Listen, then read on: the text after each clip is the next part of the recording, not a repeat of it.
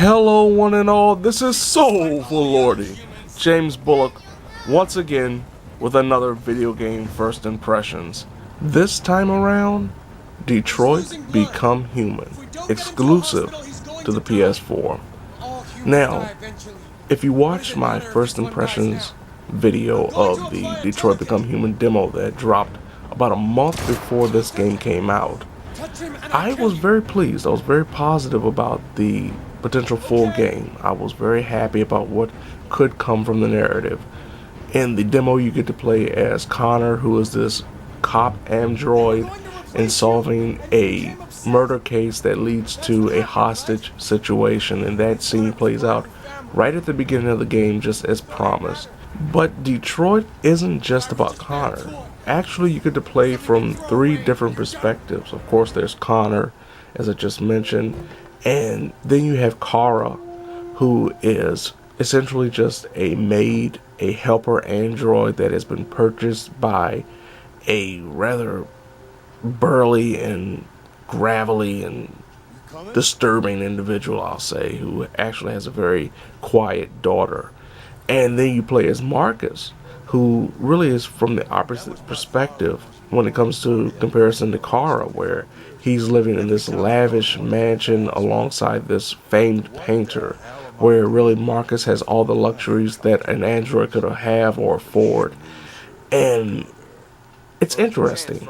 From a narrative standpoint, it's very interesting to see how the stories play out from the very beginning in correlation to their lifestyles and the way they are not only treated by their masters, but also treated by the public. There's an obvious social commentary running throughout the narrative where a lot of the human interaction and inhuman interaction is what really makes Detroit what it is from a narrative perspective. From a gameplay perspective, this is pretty much Quantic Dream experience through and through. This is a game where you have time button presses, you have to hold down triggers and bumpers, you have to search for clues, you have to look and scan things, as seen through the Connor experience during the demo. You have the ability at certain points to scan objects and find clues to recreate what happened before you were there. And it's a Quantic Dream game, so if you've played those before, or if you have played a point-and-click adventure in the past, then you pretty much know and understand exactly what you're getting out of this game when it comes to a gameplay perspective.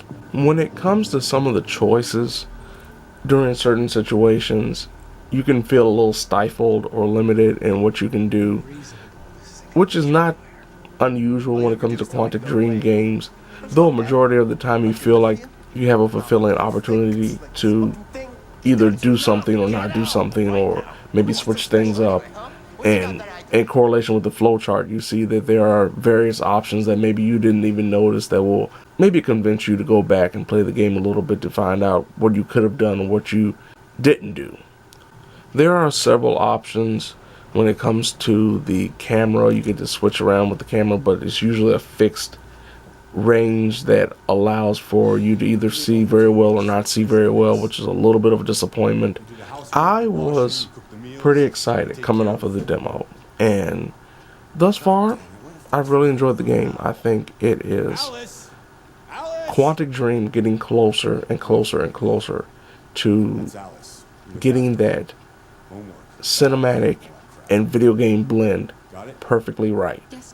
It is a strong narrative thus far. It has some good action sequences. If you've enjoyed Quantic Dream games in the past, I think this is perfect for you. I think this is the epitome of what they've tried to accomplish thus far with every game they've put out.